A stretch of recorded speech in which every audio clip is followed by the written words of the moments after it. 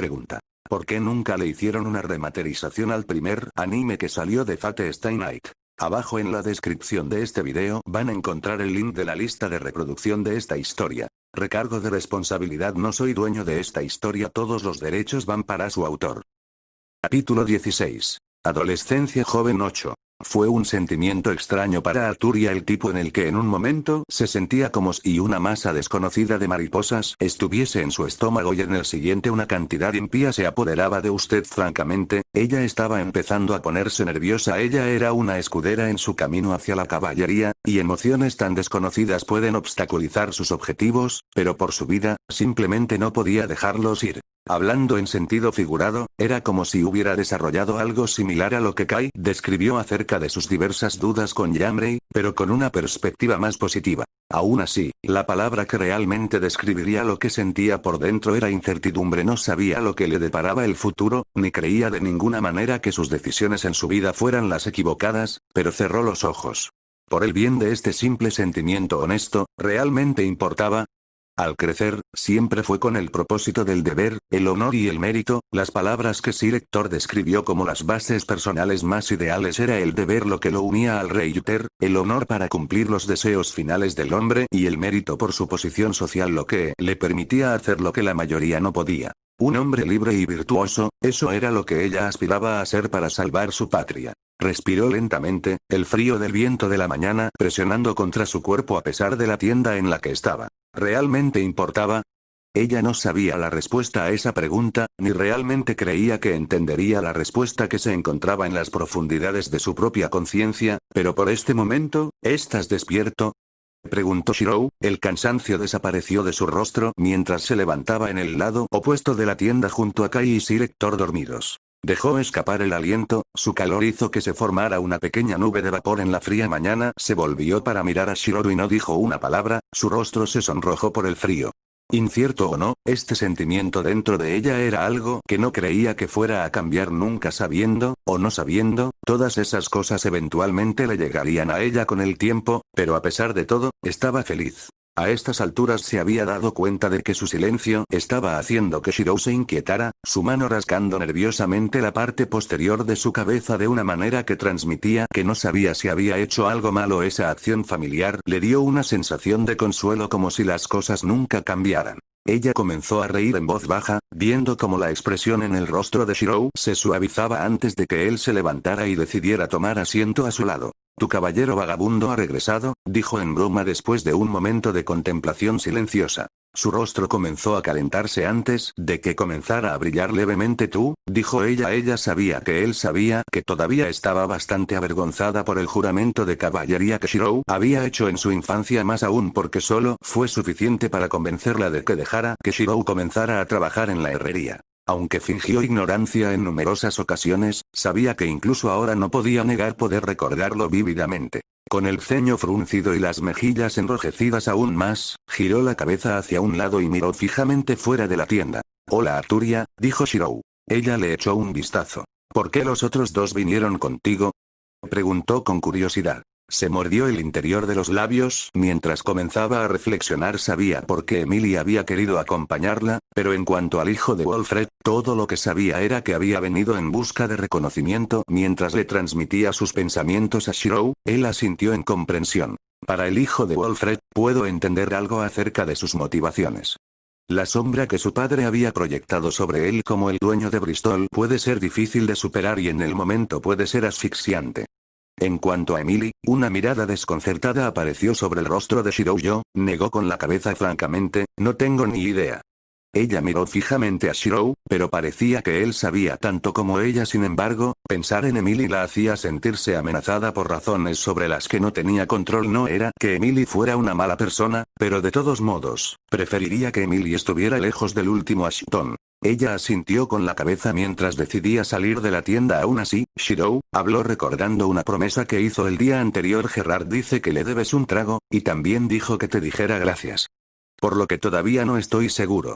Shirou asintió con la cabeza, sin revelar nada. Ella continuó. «Además, un varón llamado Barueld ha solicitado una reunión con usted», dijo mientras levantaba las cubiertas de la tienda y salía dándose la vuelta. Esperó a que Shirou la acompañara ya que se había acostumbrado a su presencia a su lado. Con los ojos fruncidos en pensamiento, Shirou se puso de pie y recogió sus cosas antes de encontrarse con ella afuera. A lo lejos podían ver a Efred todavía holgazaneando con una pequeña montaña de comida frente a él. El pájaro probablemente se convertiría en una especie de faisán gordo si alguna vez lograba terminar todo hablando de eso. ¿Desde cuándo se hizo tan grande?, ella preguntó. Shirou no respondió y en su lugar alternó miradas entre un pequeño sello grabado en su armadura de caza y Efred.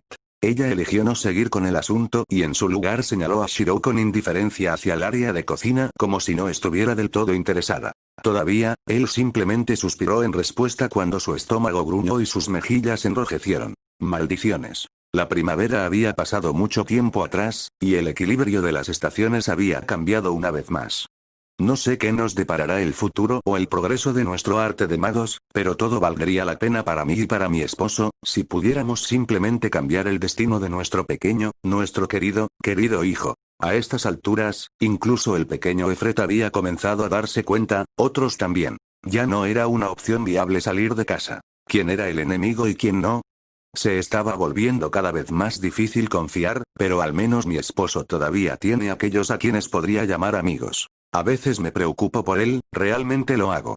Shirou cerró el diario en sus manos y suspiró. Había buscado respuestas para el repentino cambio de tamaño de Efred, pero en cambio se quedó con más preguntas. ¿Quién era el niño y qué habían empezado a notar los demás? El autor del diario era probablemente la madre, y el padre no podía ser otro que el duque Ashton. Por lo tanto, ¿qué significaba todo y qué significaban los pactos de sangre?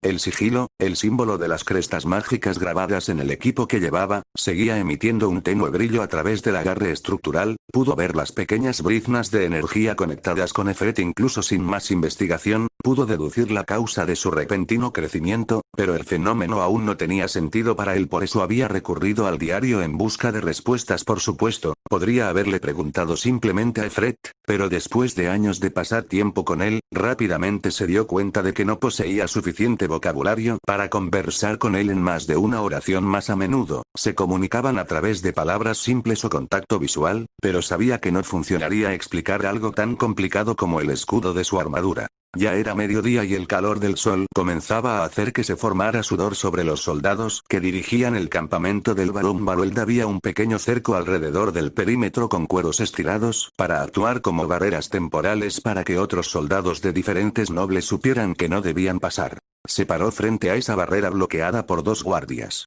Indique sus asuntos, hablaron los guardias. Había venido después de escuchar de Arturia que este varón en particular lo estaba buscando, pero no esperaba este tipo de bienvenida. Independientemente, les dijo que lo habían llamado para discutir algo con su varón, pero aún así no lo dejaron pasar. ¿Un pobre idiota como tú?, preguntó uno de ellos. No hay forma de que estés lo suficientemente calificado, y mucho menos de haber sido invitado, dijo el hombre mientras miraba su elección de ropa. Una de las sencillas túnicas marrones de Arturia que Sir Hector le había empacado en el viaje. Después de todo, incluso si fuera él mismo o los otros caballeros, no se quedarían con su armadura todo el tiempo. Tiene razón, muchacho, será mejor que te vayas antes de que perdamos la paciencia.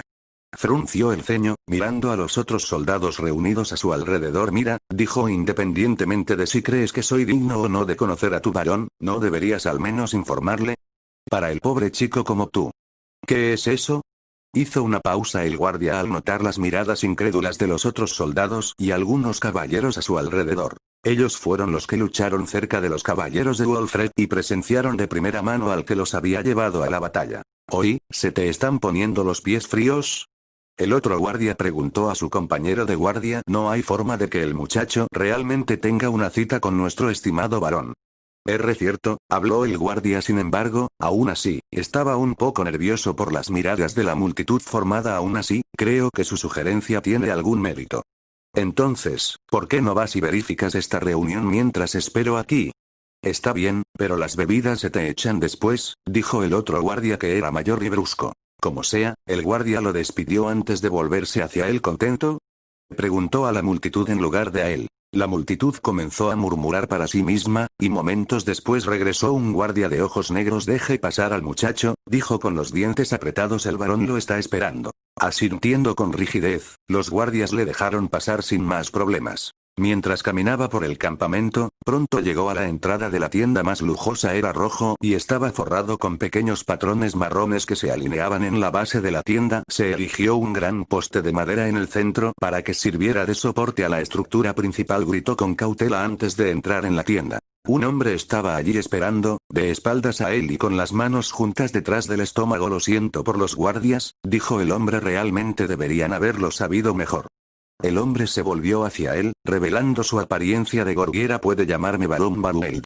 Asintió pensativo con la cabeza. ¿Había algo que necesitabas?, preguntó. El barón Barueld no habló por un momento, simplemente lo miró fijamente como si tratara de entenderlo. Se rindió después de un momento y en su lugar le hizo un gesto para que tomara asiento frente al escritorio de trabajo colocado frente a él. Se sentó y esperó a que hablara el barón Barueld, mirando como el hombre sacaba 2 copas y una botella de vino. ¿Lo sabía?, comenzó el barón Barueld. Así fue como empezó todo.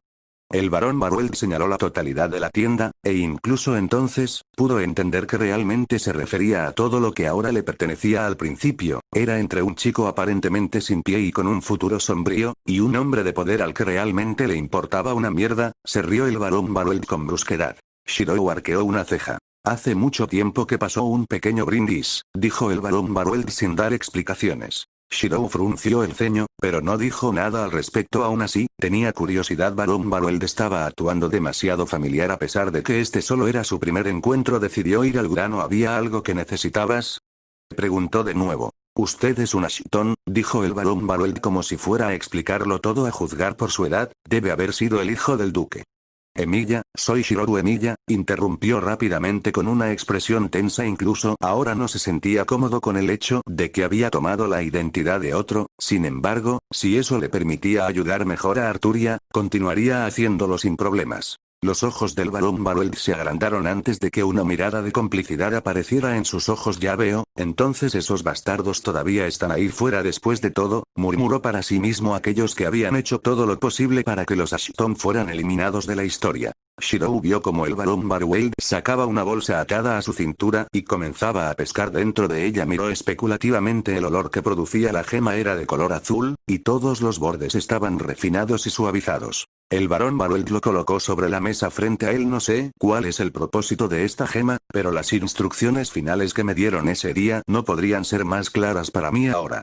Shirou no sabía cómo responder y, por lo tanto, no dijo nada en absoluto. Como el viejo duque, pensó el barón Barueld tranquilo hasta el final, con una mirada que no discriminaba entre ricos y pobres. Le recordó que algunas cosas simplemente no cambiaron para él, para Efret, y todo el tiempo perdido en el medio, no importaba porque en este momento cumpliría con su deber y honraría las palabras que pronunció en esa última noche lúgubre y empapada de sangre. Fortaleció su expresión antes de sacar otra vez algo más de su bolso. Un pequeño sello elaborado en madera, símbolo de su estatus. La colocó sobre la mesa para que la tomara el niño. Le permitiría entrar en la ciudad en la que gobernaba, y la otra aristocracia de la zona se lo pensaría 2 veces antes de actuar contra el último hijo de los Ashton. ¿Estos son?, preguntó Shirou. El barón Barueld extendió el sello. Es un regalo, el otro es algo mucho más importante.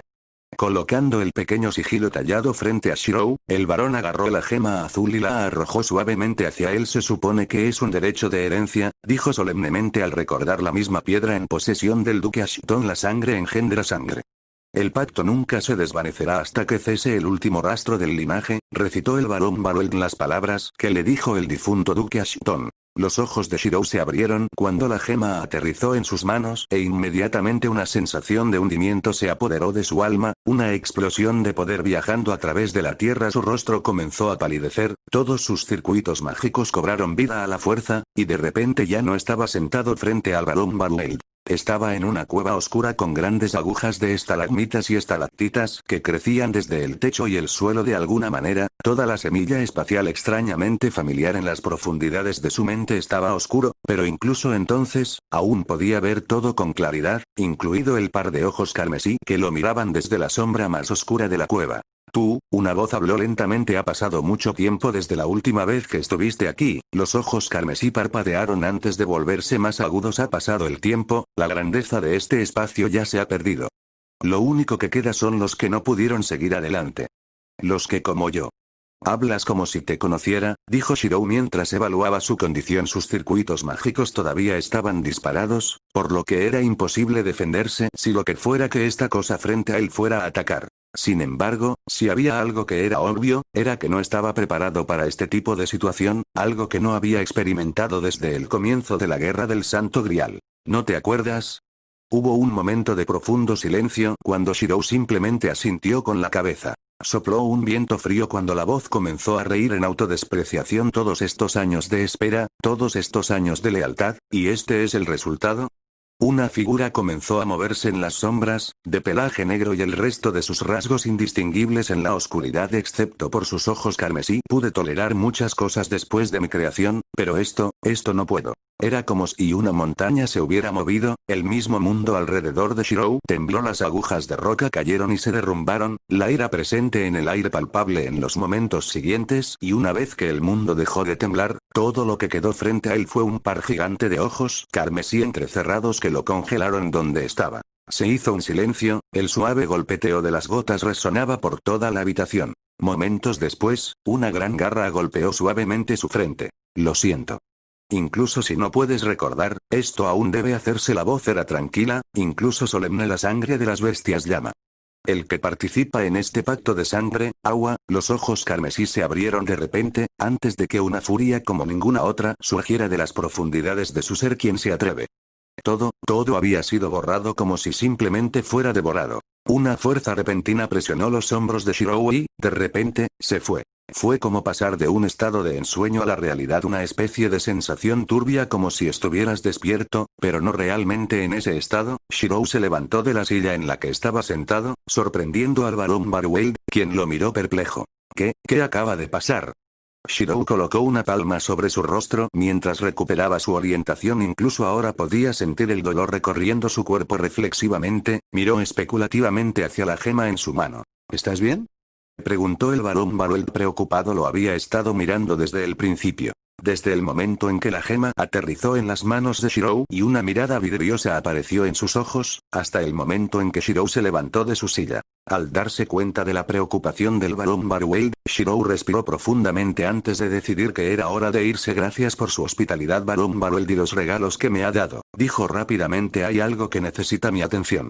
Excusándose, Shirou abandonó rápidamente la habitación, dejando atrás al barón Barweld. Con un suspiro, el barón Barweld volvió a planificar el siguiente curso de acción del ejército. Con esta victoria más reciente, ahora tenían la oportunidad de montar una ofensiva, quizás incluso una batalla de asedio en las murallas de Wessex. Era plausible, sería otra larga marcha, pero estaba seguro de que algunos de los otros pueblos locales también podrían proporcionar algunas armas de asedio en el camino. Comenzó a reír cuando la emoción comenzó a brotar de su interior. No había experimentado tal sentimiento desde la muerte del duque Ashton, y ahora, después de todos estos años, todo había comenzado a moverse una vez más, debido al pariente de sangre del hombre. Los fuegos de su juventud volvieron a residir en sus ojos. En aquel entonces, nada era imposible si el duque Ashton estaba allí, y ahora, según lo que habían visto anteriormente, no se podía decir lo mismo de su sangre. Limpió la mesa frente a él y llenó un vaso con vino, bebiendo la bebida de una vez. Incluso si estaba bebiendo solo, realmente no le importaba en estos días. Solo bebía para recordar, porque a pesar de las apariencias, ya había renunciado a la invasión sajona. Eran demasiado en número, y eventualmente vencerían cualquier resistencia que él y los otros nobles residentes pudieran oponer. Sabía que estaba mal, y si el duque Ashton todavía estaba vivo, sabía que estaría sujeto a más conferencias. Era porque si uno se rindiera, incluso esa pequeña oportunidad de tener éxito se escaparía instantáneamente. Era un lema de vida, y algo que incluso él había experimentado. Su padre lo había etiquetado como hijo bastardo en favor de su hermano menor. Si se hubiera rendido, entonces, ¿dónde estaría ahora? ¿Muerto quizás? ¿O tal vez no mejor que un mendigo al borde de la carretera?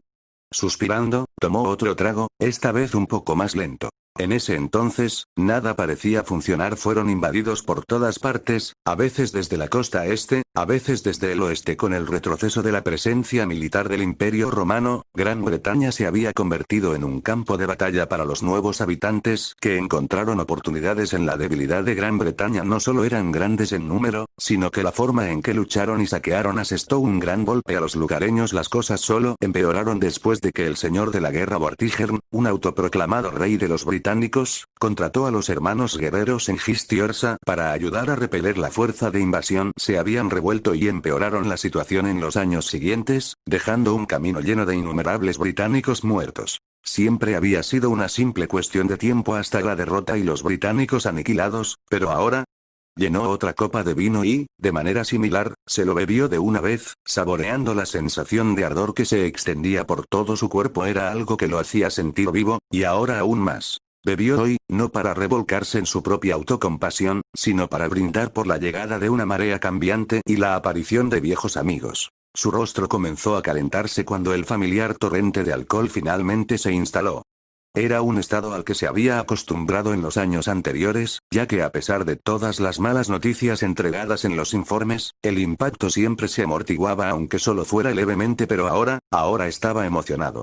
Cuando terminó de beber, llamó a un ayudante e inmediatamente envió un mensaje a los otros nobles para que celebraran una reunión de estrategia. Pronto los había reunido a todos en la tienda anterior llena de mapas y marcadores para representar sus guarniciones de tropas y caballería. Caminaba sobrio, con un ligero rubor en la cara. Caballeros, Lord Frederick, dijo asintiendo, por fin ha llegado el momento de montar un ataque. El ambiente en la habitación solo se puede describir con una palabra: vigorizante. No solo habían derrotado al ejército contrario, sino que sus pérdidas eran mínimas, lo que significa que todavía tenían el número necesario para forzar un ataque. Es hora de darles una lección a esos bastardos después de todos estos años. El comandante militar Carnick habló con vigor, y esta es nuestra oportunidad. Golpeó con la mano el mapa de la mesa. El enemigo se ha retirado, su número reducido a casi nada en comparación con el nuestro. Su mano trazó una flecha a través del mapa. Esta es su línea de retirada más probable. Ninguna otra guarnición sajona está presente en esta área, dejándoles pocas opciones más que regresar a su incipiente reino de Wessex. Por lo tanto, un asedio es posible. Estoy de acuerdo, dijo el barón Ferdinand. La mayoría de los combatientes de hoy provienen de Wessex, dejando a muchas de las ciudades y pueblos que lo componen débiles en este momento. Incluso si tuvieran una defensa sustancial, ¿qué pueden hacer contra nuestra ventaja militar?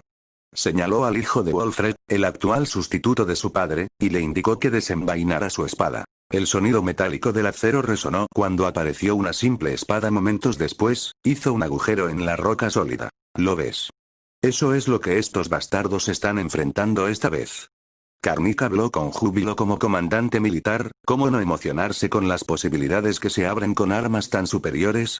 No solo eso, sino que lo había visto de primera mano en la batalla anterior. Al principio, se mostró escéptico acerca de lo que una simple división de 200 tropas podría lograr contra un ejército 5 veces su tamaño, pero incluso ahora la imagen quedó grabada en su mente. Los escudos eran inútiles, las armaduras eran inútiles e incluso las espadas se volvían nulas frente a cuchillas tan profundamente afiladas. El Lord Frederick, tartamudeó, te debe decirnos dónde adquirió el barón Walfred tal equipo. Lord Frederick puso en aprietos una simple sonrisa. La forja de hierro, dijo un herrero presente en algún lugar de Bristol, que produce cuchillos sencillos que incluso pueden cortar piedra. Ya veo, dijo Carnick con menos entusiasmo mientras se recordaba a sí mismo que debía hacer un pedido a esta herrería en particular. Sin embargo, todavía le preocupaba otra pregunta. ¿Alguien sabe de dónde vino ese Oliver? Preguntó. Con su ayuda, seguramente, podrían lograr mucho en cualquier batalla. Eso, comenzó el barón Barold, era socio del duque Ashton. Muchos de los nobles mayores asintieron con la cabeza, pero no recordaban particularmente que el pájaro fuera tan grande. Sin embargo, la declaración del barón Barold por sí sola demostró una sola cosa. ¿Entonces es un Ashton? Lord Ferdinand pidió aclaraciones. El hijo de Walfred arqueó una ceja porque estaba seguro de que estaban hablando sobre el niño que amenazó con aprehender en su infancia. Una sensación de hundimiento comenzó a echar raíces en su interior. De hecho, de eso no hay duda, dijo el barón Barold. No solo mostró sus habilidades en el campo de batalla, sino que el pájaro del duque lo sigue como su amo. Conociendo a ese pájaro, nunca seguiría a alguien que no sea de sangre Ashton. El hijo de Walfred sintió como si se fuera a desmayar al darse cuenta de las repentinas implicaciones. Ya se había convertido en enemigo de un noble de mayor jerarquía que su padre. Olvídese de salir de la sombra de su padre, primero tuvo que encontrar una manera de hacer las paces. No era tonto, sabía que la única razón por la que su padre gobernaba Bristol era por el asesinato de Ashton y, por tanto, si vivía un Ashton varón, él ya conocía las implicaciones. En todo caso, con la declaración del barón Barwell, la emoción en la sala solo aumentó aún más, esta vez debido a que la generación anterior recordaba las numerosas hazañas del duque Ashton. ¿Y entonces?, preguntó Lord Ferdinand. ¿Peleará con nosotros? El barón Barulet puso una mano debajo de su barbilla mientras pensaba. Basado en lo que había vislumbrado del carácter de Shirou en su campamento, podía estar seguro de que lo ayudaría. No había rastros de miedo en sus ojos, ni ningún indicio de vacilación. Sí. Probablemente lo hará, dijo. Con esa única declaración, ya no tenía sentido planificar nada ahora, solo había una posibilidad que atravesaba las mentes de todos los nobles, aparte del hijo de Wolfred: poner sitio en Wessex.